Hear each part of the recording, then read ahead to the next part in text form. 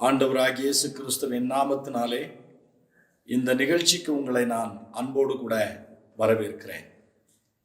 இன்றைக்கு நாம் தியானத்திற்காக எடுத்துக்கொள்ளப்படுகிற வேத பகுதி மத்தேயு எழுதின சுவிசேஷம் 11ஆம் அதிகாரம் 28 வசனங்களை 28ஆம் 29ஆம் வசனத்தை நாம தியானிக்க போகிறோம். வாசிக்க கேட்கலாம். வருத்தப்பட்டு பாரம் சுமக்கிறவர்களே, நீங்கள் எல்லோரும் என்னிடத்திற்கு வாருங்கள், நான் உங்களுக்கு இளைப்பாறுதல் தருவேன். நான் சாந்தமும் மனத்தாழ்மையுமாய் இருக்கிறேன். என்னுடைய நுகத்தை உங்கள் மேல் ஏற்றுக்கொண்டு என்னிடத்தில் கற்றுக்கொள்ளுங்கள். அப்பொழுது உங்கள் ஆத்துமாக்களுக்கு இளைப்பாறுதல் கிடைக்கும்.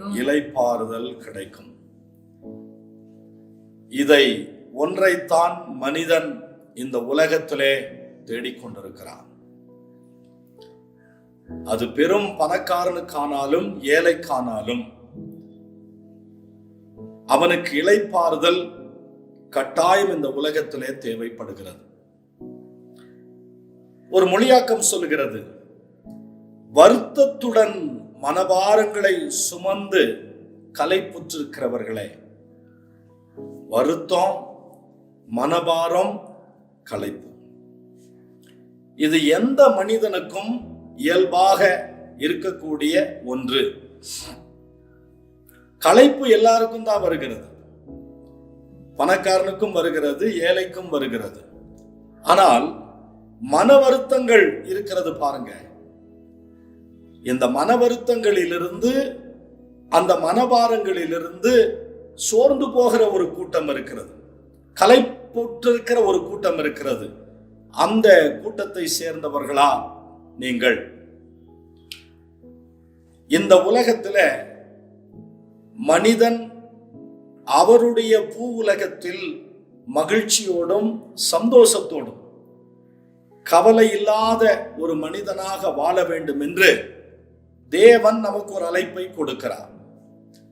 யோவான் 3:16 எடுத்து வாசித்து பாருங்கள். தேவன் தம்முடைய ஒரே பேரான குமாரனை விசுவாசிக்கிறவன் எவனோ அவன் கெட்டு போகவே முடியாது, அவன் நித்திய ஜீவனை அடைந்து கொள்ளும்படி அவரையே தந்தருளி இவ்வளவாக உலகத்தில் அன்பு கூர்ந்தார். நம்ம கெட்டு போகிறது தேவனுடைய சுத்தம் இல்லை. அப்படி என்றால் ஏன் நமக்கு வருத்தங்கள் இருக்கிறது? ஏன் நமக்கு காயங்கள் இருக்கிறது? ஏன் நமக்கு மனபாரங்கள் இருக்கிறது? எவ்வளவு பெரிய பரிசுத்தவான் இருந்தாலும் அவன் சோர்வடையக்கூடும்.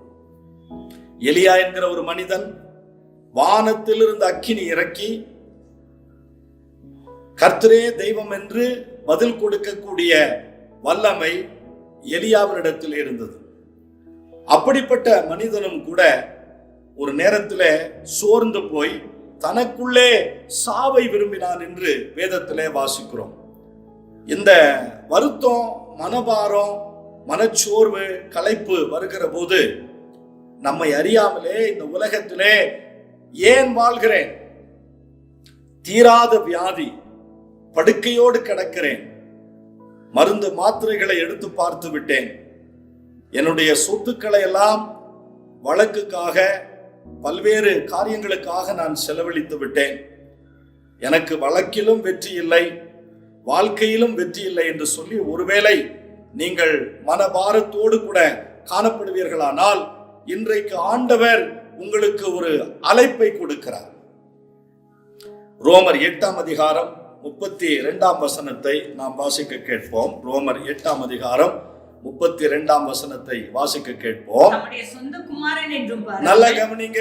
அவருடைய சொந்த குமாரனையே என்றும் பாராமல் நம்முடைய எல்லாருக்காகவும் அவரை ஒப்பு கொடுத்தவர் அவரோடு கூட மற்ற எல்லாவற்றையும் நமக்கு அருளாதிருக்கிறது எப்படி?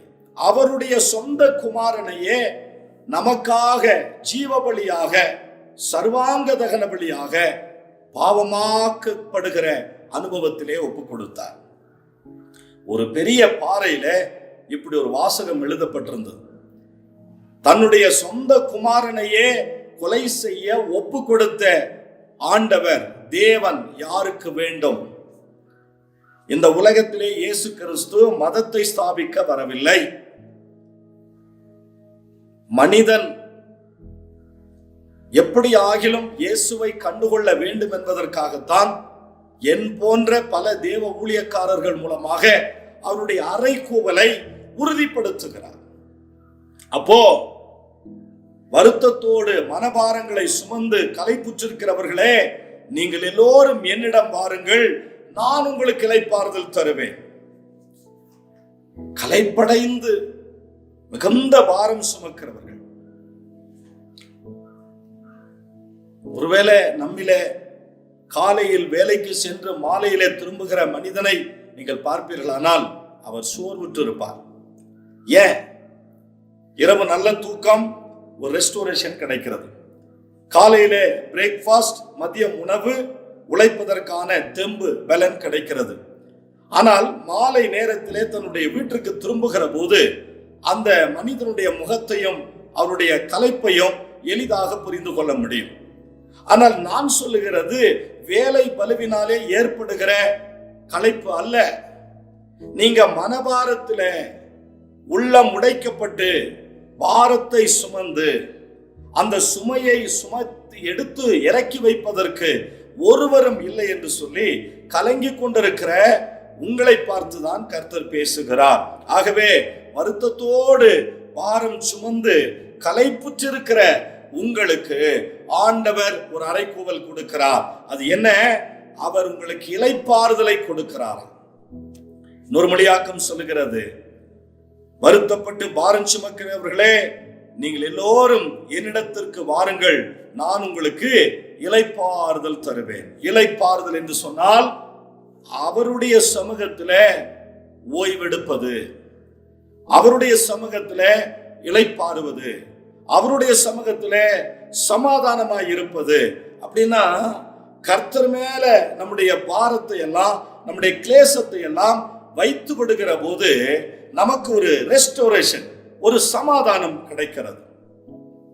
1 பேதுரு 5ஆம் அதிகாரம் 6ஆம் வசனம் சொல்லுகிறது, ஆகையால் ஏற்ற காலத்திலே தேவன் உங்களை உயர்த்தும்படிக்கு, அடுத்த வசனத்தையும் வாசிக்க கேட்போம், அவர் உங்களை விசாரிக்கிறவர் ஆனபடியினால் உங்கள் கவலைகளை எல்லாம், நம்மை விசாரிக்கிறதற்கு ஒருவர் இருக்கிறபடினாலே நம்முடைய கவலைகள் எல்லாம், நம்முடைய பாரத்தை எல்லாம் அவர் மேல் வைத்து விடுவதற்கு ஆண்டவர் இன்றைக்கு நமக்கு ஒரு அழைப்பை கொடுக்கிறார்.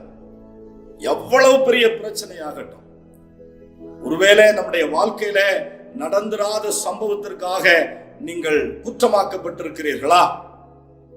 தப்பே செய்யாம சமுதாயத்துல நாம் ஒருவேளை கிளேசம் அடைந்தவர்களாக இருக்கிறீர்களா? ஆண்டவருக்கு எல்லா உண்மையும் தெரியும், ஆண்டவருக்கு எல்லா நீதியும் தெரியும். அவர் மனு குலத்திற்கு உதவி செய்வதற்காகத்தான் அவர் பரலோகத்தை துறந்து பூமிக்கு இறங்கி வந்தார். அவர் தேவ தூதர்களுக்கு கை கூடாமல் தம்மை போல மாம்சத்தையும் இரத்தத்தையும் உடைய தேவ பிள்ளைகளுக்கு கை கொடுத்து அவர்களை ஆதரிக்கும்படியாக அவர் விரும்புகிறார். யோசேப்பு பாருங்க, செய்யாத குற்றத்திற்காக போத்திபாருடைய வீட்டிலே அவன் வேலை செய்து கொண்டிருந்த போது அவனுடைய செயல்பாடுகள் எல்லாமே வெற்றிகரமாக அவனுக்கு தேவன் மாற்றி கொடுத்தார். அவன் எதை செய்தாலும், அது வீட்டு வேலையோ தோட்ட வேலையோ அலுவலக வேலையோ, அவனிடத்துல அவனை ஒரு விசாரணைக்காரனாக போத்திபார் வைத்த போது அவன் செய்த எல்லா வேலைகளும் வெற்றிகரமாகத்தான் இருந்தது. செய்யாத குற்றத்திற்காக யோசேப்பு சிறைச்சாலையில அடைக்கப்பட்ட போது சிறைச்சாலையிலே கூட அவன் வெற்றிகரமான வாழ்க்கை வாழ முடிந்தது. அவனுடைய பிராணன் இரும்பினால் அடைக்கப்பட்டிருந்தது. செய்யாத குற்றத்திற்காக 12 ஆண்டுகள் அவன் ஒருவேளை சிறைவாசம் அனுபவித்தாலும் சிறைச்சாலையிலே கூட கர்த்தர் அவனை வெற்றிகரமாக நடத்தினார். தேவன் அவனோடு கூட இருந்தபடினாலே அந்த சிறைச்சாலையினுடைய அனுபவங்கள் யோசேப்புக்கு ஆசீர்வாதமாக மாறினது. நான் ஏற்கனவே சொன்ன மாதிரி மறுபடியும் உங்களுக்கு சொல்றேன், யோசேப்ப அவனுடைய சகோதரர்கள் அரை நிர்வாணப்படுத்தி தண்ணீர் இல்லாத கிணற்றிலே குழியிலே போட்டார்கள். மறுபடியும் அவனை எடுத்து 20 வெள்ளிப்பணத்திற்காக போத்திபாரிடத்திலே விற்றார்கள். செய்யாத குற்றத்திற்கு யோசேப்பு 12 ஆண்டுகள் எகிப்து தேசத்திலே சிறைச்சாலையில் அடிமைப்பட்டு கிடந்தான். ஆனால் தேவனோ அவனை சகோதரர்கள் குழியிலே போட்டாலும் போத்திபார் அவனை சிறையிலே அடைத்தாலும் கர்த்தர் சிறைச்சாலையிலே இருந்த அவனை சிங்காசனத்தில் உயர்த்தி வைத்தார். அதாவது எகிப்து தேசத்திற்கு பிரதம மந்திரியாக உயர்த்தி வைத்தார். அவனுடைய செயல்பாடுகள் அவனுடைய வேலையிலே வெற்றிகரமாக இருக்கும்படி போராடுகிற அந்த போராட்டத்திலே நீங்க ஜெயிக்கணும்னு சொல்லி அவர் உங்களை வருந்தி அழைக்கிறார். உங்க வேலையில வெற்றி, உங்கள் அனுதின ஆவிக்குரிய வாழ்க்கையில சரீர பிரகாரமான பாடுகள் நிறைந்த அந்த ஜீவியத்தில ஒரு வெற்றியையும் ஒரு விடுதலையும் கொடுக்கும்படியாக அவர் வருந்தி அழைக்கிறதை இங்கே வேதவசனம் நமக்கு சொல்லுகிறது. இவ்வாறு வருந்தி அழைக்கிற எவரோ அநேக நேரங்களிலே பாரம் அடைகிறார்கள், அல்லது பாரம் அடைந்தவர்களுக்கு ஒரு வருந்தி அழைக்கக்கூடிய ஒரு ஆல்டர் காலை, ஒரு அழைப்பை தேவன் கொடுக்கிறார். நல்ல கவனிங்க, இயேசு கிறிஸ்து பிதாவினுடைய வழியை ஏற்றுக்கொண்டு அவருடைய வழியை அங்கீகரித்து அந்த தெய்வீக பொருளாட்சியை பிரகடனப்படுத்தி பிதாவை போற்றிய பிறகு, பிதாவை கனப்படுத்திய பிறகு, பிதாவினுடைய சித்தம் செய்வதற்கு தன்னை அர்ப்பணித்த பிறகு இளைப்பாறுதலுக்காக தம்மிடம் வரும்படி அவர் அழைக்கிறார். அல்லேலூயா. அப்போ இளைப்பாறுதலுக்கு நீங்க வேற யார்கிட்டையும் போக வேண்டிய அவசியம் இல்லை. நீங்க மனமகிழ்ச்சியா இருப்பதற்கு, நீங்க எந்த வேலையிலும் வெற்றி பெறுவதற்கு, இந்த வாழ்க்கை நமக்கு ஒரு போராட்டம் தான். அந்த போராட்டத்துல நீங்கள் தோற்று போகாமல் சிறந்து விளங்கும்படி ஆண்டவர் நம்மை வருந்தி அழைக்கிற தேவனாய் இருக்கிறார்.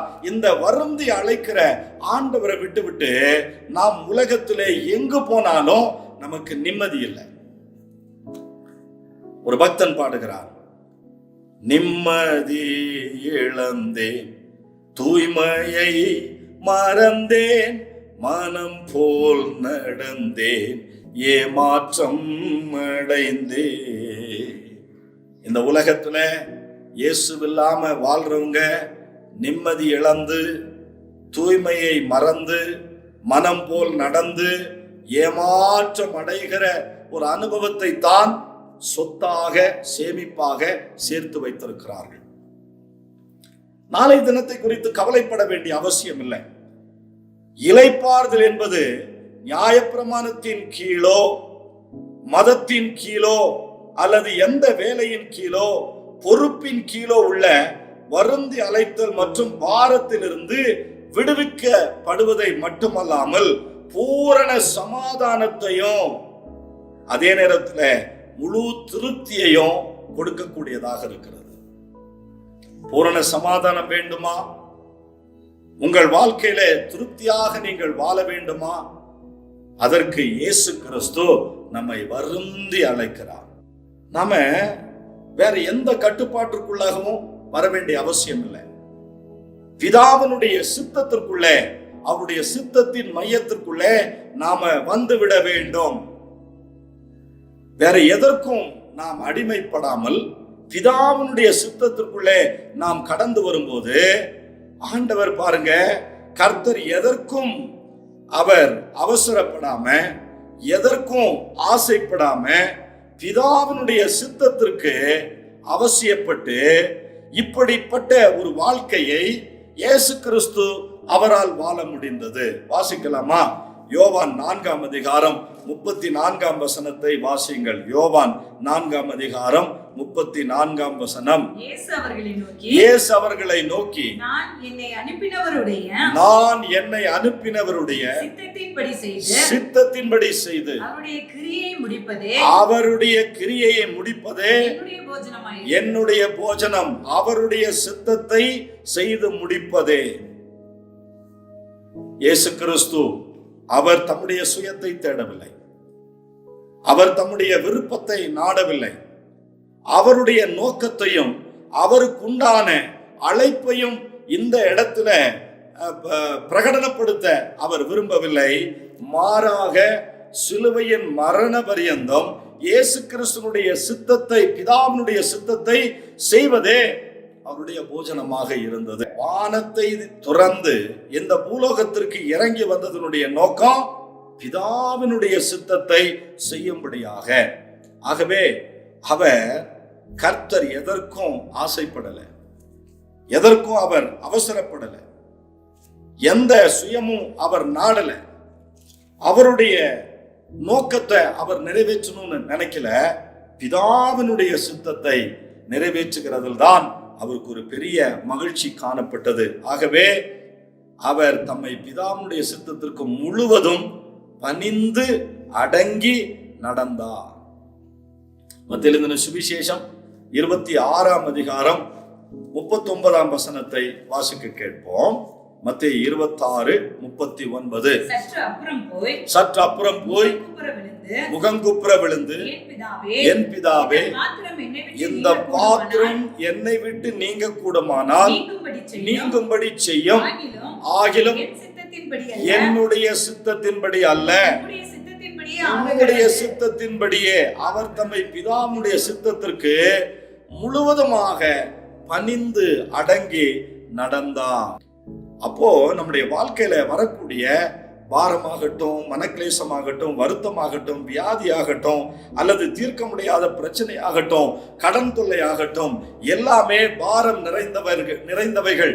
அவைகளை தேவன் தூக்கி எறிகிறதற்கு நாம செய்ய வேண்டியது இயேசு கிறிஸ்துனுடைய சித்தமாகிய நுகத்தை ஏற்றுக்கொள்வது, பிதாவினுடைய சித்தமாகிய நிறைவேற்ற வேண்டிய வேலையை கடைபிடிக்கிறது. அது மாத்திரமல்ல, இது பயன்படுத்துவதற்கு ரொம்பவுமே ஏற்றது, ரொம்ப சிம்பிள். ஆண்டவருடைய நுகம் என்று சொல்லுகிறது ரொம்ப எக்கோ ஃப்ரெண்ட்லின்னு சொல்லுவாங்க இல்லையா? ஒரு மதுரையில ஒரு ஹாஸ்பிட்டல்ல இப்படியாக ஒரு வாசகம் போட்டிருக்காங்களாம், நாங்கள் இருக்கிறோம், எங்களை நம்பி வாருங்கள். நாங்கள் இருக்கிறோம். ஒரு மருத்துவமனையினுடைய விளம்பரம், நாங்க இருக்கிறோம், நீங்க வாங்க, உங்க பிரச்சனை எதுவானாலும் நாங்க பாத்துக்கிறோம். அதே மாதிரிதான் ஆண்டவர் சொல்றாரு, நான் இருக்கிறேன், உங்கள் பிரச்சனை எதுவானாலும் சரி, உங்கள் பாரம் எதுவானாலும் சரி, உங்களுடைய வருத்தம் எதுவானாலும் சரி, உங்களுடைய களைப்பு எதுவானாலும் சரி, நான் இருக்கிறேன். வருத்தப்பட்டு பாரம் சுமக்கிறவர்களே, நீங்கள் எல்லோரும் என்னிடத்திற்கு வாருங்கள், நான் உங்களுக்கு இளைப்பாறுதல் தருவேன். ஆகவே இது பாருங்க, இந்த கிரேக்க வார்த்தையினுடைய அர்த்தம் அது கடினம், கடுமை, கூர்மை, கசப்புக்கு முரணானது அப்படின்னு சொன்னா, இவைகள் எல்லாம் நமக்கு எதிரான தன்மையை காட்டுகிறது அல்லவா? ஆனால் ஆண்டவருடைய நுகம் ரொம்பவுமே நல்லது. அது கடுமையான சூழ்நிலையை விட நல்லது, கூர்மையான அனுபவத்தை விட நல்லது, கசப்பான தருணத்தை விட நல்லது. அதே நேரத்தில் கனிவானது, மென்மையானது, மிருதுவானது, லேசானது, இதமானது என்றெல்லாம் மொழிபெயர்க்க முடியும். அப்ப இந்த ஒரு இலவசமான வாழ்க்கைக்கு ஆண்டவர் நம்மை வருந்தி அழைக்கும் போது நீங்க வருகிறதற்கு தயக்கம் என்ன? நான் உங்களுக்கு அடிக்கடி உதாரணத்துல சொல்றதான், ஒரு பெரும்பாடுள்ள ஸ்திரீ தன்னுடைய ஆஸ்தி எல்லாம் மருத்துவர்களுக்கு செலவழித்து விட்டு கொஞ்சம் கூட சுகம் கிடைக்காம கடைசியில எல்லாரும் கைவிடப்பட்ட நிலையில, உடல் உபாதைகள் நீங்கவில்லை, உதிரப்போக்கு நிற்கவில்லை, பணமெல்லாம் செலவழித்து விட்டது, வீடு ஆஸ்தி எல்லாவற்றையும் அதற்காகவே செலவழித்து விட்டால், ஆனால் கடைசி முயற்சி இயேசு கிறிஸ்து வருகிறார் என்று கேள்விப்பட்டு அவருடைய வஸ்திரத்தின் ஓரத்தங்களை தொட்டாலாகிலும் நான் சுகமாவேன் என்று அந்த பெரும்பாடுள்ள ஸ்திரீ, 12 வருடம் உதிரப்போக்கினால் பாதிக்கப்பட்ட அந்த பெண்மணி கொஞ்சம் விசுவாசத்தோடு இயேசு கிறிஸ்துனுடைய வஸ்திரத்தை தொட்ட மாத்திரத்தில் அவள் அற்புதமாக சுகமடைந்தாள். அதே மாதிரிதான் கெட்ட குமாரன், தகப்பனுக்கு நல்ல பிள்ளையாக இருந்து, இளைய குமாரனாக இருந்து, மதிப்போடு பாசத்தோடு நல்ல விதத்துல வளர்த்தெடுக்கப்பட்ட மகன் வேண்டாத நண்பர்களோடு சேர்ந்து கொண்டு தகப்பனாருடைய ஆஸ்தியை பிரித்து கொண்டு தூரதேசத்திற்கு போய் தன்னுடைய பணத்தை கெட்ட நண்பர்களுக்கும் மதுபானத்திற்கும் விபச்சாரத்திற்கும் வேசித்தனத்திற்கும் செலவழித்து விட்டு எல்லாம் குறைவுபட்ட போது அவனை விட்டு எல்லாரும் ஓடி போனார்கள். நண்பர்கள் ஓடி போனார்கள். இப்பொழுது அவனுடைய வாழ்க்கை சிதைந்து போனது. அவனுடைய முகம் கருவடைந்து கிடக்கிறது. அவனுக்கு ஆதரவு காட்டுகிறதற்கு ஒருவரும் இல்லை. அவனுக்கு அன்பு காட்டுகிறதற்கு ஒருவரும் இல்லை. அவனுக்கு ஒருவேளை உணவு கொடுப்பதற்கு கூட யாரும் இல்லை. லாசருக்கு கூட அவனை போஷிப்பதற்கு, அவனுக்கு சிநேகமாய் இருப்பதற்கு ஒரு நாய் அவனுடைய பருக்கள் நக்கிற்று. அந்த நாய்களுக்கு கிடைத்த உணவை இந்த லாசருக்கும் ஒருவேளை அவர்கள் பகிர்ந்து கொடுத்திருக்க கூடும். ஆனால் இந்த கெட்டுப்போன மனிதனுக்கு இந்த உலகத்தில் ஆதரவு காட்டுறதுக்கு யாருமே இல்லை. கடைசியில ராஜகுமாரனாக வாழ்ந்த அந்த மனிதன், அவன் பாருங்க, பன்றிகளை மேய்க்கக்கூடிய வேலைதான் அவன் செய்தான். அவைகளுக்கு போடக்கூடிய தவிடு கூட இவனுக்கு கிடைக்கல. நான் பசியினால் சாகிறேன் என்று அந்த கடைசி நேரத்துல அவன் புத்தி தெளிந்து அறிவடைந்து என் தகப்பன் வீட்டிற்கு போவேன். என் தகப்பன் வீட்டுல நிறைய வேலைக்காரர் இருக்கிறாங்க, அவளுக்கு பூர்த்தியான சாப்பாடு இருக்கிறது. உன்னுடைய வேலைக்காரரில் ஒருவனாக என்னை வைத்துக் கொள்ளும் என்று கேட்பேன் என்று அழுக்கான உடையோடு துர்நாற்றத்தோடு கூட குளிக்காத மனிதனாக தன் தகப்பன் வீட்டிற்கு வந்தபோது உள்ளபடியே அவனை தகப்பன் ஏற்றுக்கொண்டான். இதே மாதிரி தான் நான் உங்களுக்கு சொல்றேன். நீங்க எந்த பாவத்தோடு இருந்தாலும் சரி, எந்த பாரத்தோடு இருந்தாலும் சரி, எந்த வியாதியோடு இருந்தாலும் சரி, எந்த கட்டுகளோடு இருந்தாலும் சரி, எப்படிப்பட்ட நிலையில நீங்கள் தள்ளப்பட்டிருந்தாலும் சரி, ஒருவேளை சமுதாயம் உங்களை தள்ளி இருக்கலாம், ஜாதி மதங்கள் நம்மை ஒதுக்கி இருக்கலாம், நம்முடைய குடும்பத்தார் நம்மை வெறுத்து புறம்பே தள்ளி இருக்கலாம். என்னிடத்தில் வருகிறவரை நான் புறம்பே தள்ளுவதில்லை என்று இயேசு சொன்னபடியினால் உங்களுக்காக நான் ஜெபிக்க விரும்புகிறேன். இன்றைக்கு இந்த நுகத்தை ஏற்றுக்கொள்ளுங்க. அவர் கொடுக்கிற இளைப்பாறுதலை பெற்றுக்கொள்ளுங்க. உங்க வாழ்க்கையில ஒரு வெற்றி, உங்கள் வேலையில, உங்கள் அன்றாடகம் போராடுகிற அந்த போராட்டத்தில ஆண்டவர் ஒரு லகுவான பாதையை உங்களுக்கு காட்டுகிறார். புதிதும் ஜீவனும் நிறைந்த ஒரு மார்க்கத்திற்கு உங்களை அழைக்கிறார். அவருடைய பணியை ஏற்றுக்கொண்டு அவருடைய வேலையை செய்வதற்கு, சில சட்டதிட்டங்களை கற்றுக்கொள்வதற்கு, இயேசு கிறிஸ்து உங்களை நிம்மதியாக வாழ்வதற்கு, நிரந்தரமாக தேவராஜ்யத்திலே இருப்பதற்கு, பரலோகத்திலே நீங்கள் மகிழ்ச்சியோடு கூட காணப்படுவதற்கு அவர் உங்களை வருந்தி அழைக்கிறார். கண்களை மூடி ஜெபிக்கலாமா? நல்ல பிதாவே, இந்த செய்தியை கேட்ட ஒவ்வொருவரையும் கர்த்தர் ஆசீர்வதி, உம்முடைய நாமத்தை மகிமைப்படுத்தும்.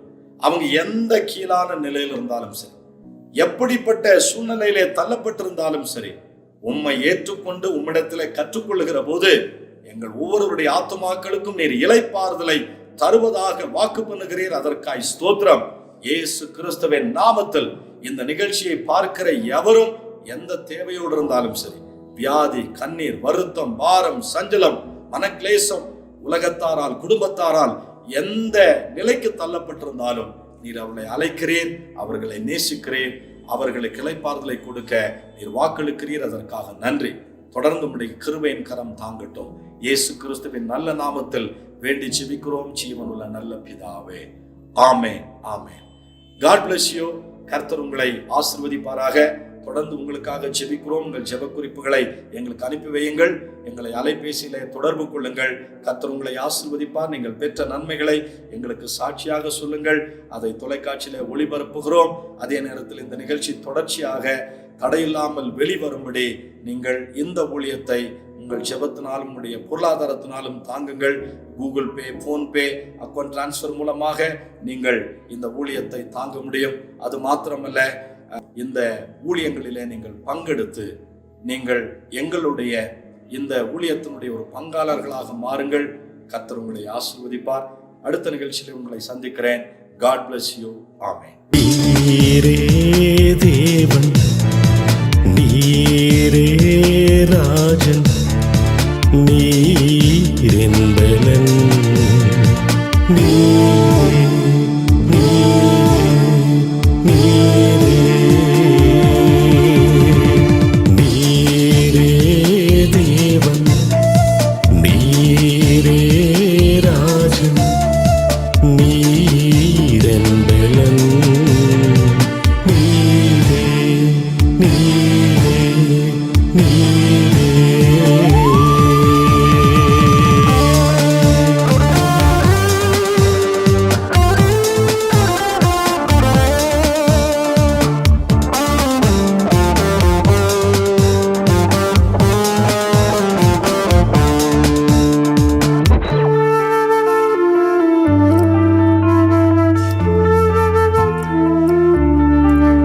என்னை தெரிந்து கொண்டீர் தேவா, உம்மை பாடி துதித்திடுவே. அன்பில் அரவணை தீர்நாதா, உம்மை தேடி வந்திடுவே. என்னை தெரிந்து கொண்டீர் தேவா, உம்மை பாடி துதித்திடுவே. அன்பில் அரவணை தீர்நாதா, உம்மை தேடி வந்திடுவே. உயிரே உயிரே என் நினைவெல்லாம் நீரே. உயிரே உயிரே என் நினைவெல்லாம் நீரே. நீரே தேவன், நீரே ராஜன், நீரென் பலன். நீரே நீரே நீரே.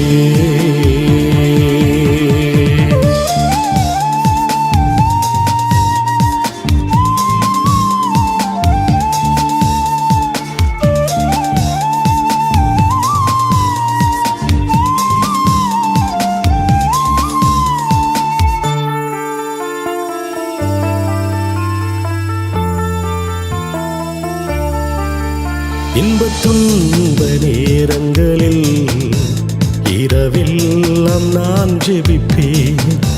பலவீன நேரங்களில் பகலெல்லாம் உயர்த்திடுவேன். இன்பத் துன்ப நேரங்களில் இரவெல்லாம் நான் ஜெபிப்பேன். பலவீன நேரங்களில் பகலெல்லாம் உயர்த்திடுவே. அன்பே அன்பே என்னை தேடி வந்த. உங்கள் வாழ்க்கையில் தீராத வியாதியா, கடன் தொல்லையா, தோல்வி நிறைந்த வாழ்க்கையா, தீய வல்லமைகளின் போராட்டமா, இவை அனைத்திலிருந்தும் மெய்யான விடுதலை பெற ஆசீர்வதிக்கப்பட்ட இயேசுவின் நாமத்தில் உங்களை அன்புடன் அழைக்கிறோம். நீங்கள் தொடர்பு கொள்ள வேண்டிய முகவரி Ooty new life church, 2B Teresa view, finger post, Ooty. Cell 9443017645, 9361240636. ஆராதிக்க வாருங்கள், ஆசிர்வாதத்தை பெற்று திரும்புங்கள். பரிசுத்த ஆவியோடும் உண்மையோடும் நமது தேவாதி தேவனை ஆராதிக்க, பரலோக பிரசன்னத்தை உணர, ஆவிக்குரிய வாழ்க்கையில் வளர, இன்னும் சிறந்து விளங்க, மெய்யான சத்தியத்தை கண்டுகொள்ள, தேவ சித்தத்தை அறிந்து கொள்ள, இந்த உலகத்தில் வெற்றியுள்ள வாழ்க்கை வாழ ஆராதிப்போம் வாருங்கள். நீங்கள் தொடர்பு கொள்ள வேண்டிய முகவரி Ooty new life church, 2B Teresa view, finger post, Ooty. Cell 9443017645, 9361240636. இந்த நிகழ்ச்சியின் மூலம் நீங்கள் பெற்றுக்கொண்ட ஆசிர்வாதங்கள் மேலும் பலருக்கு கிடைக்க உங்கள் ஊக்கமான ஜெபங்களினாலும் காணிக்கைகளினாலும் நன்கொடைகளினாலும் தாங்குங்கள். உங்கள் காணிக்கைகளை போன்பே, ஜிபே மூலம் செலுத்த வசதிகள் உண்டு. Phone number 9443017645. எங்களுடைய அக்கவுண்ட் விவரங்கள்: pastor Suri Stephen, Canara bank, account number 623221001237, IFSC code CNRB 0016238, Ooty Mary's hill branch. தொடர்புக்கு 9443017645.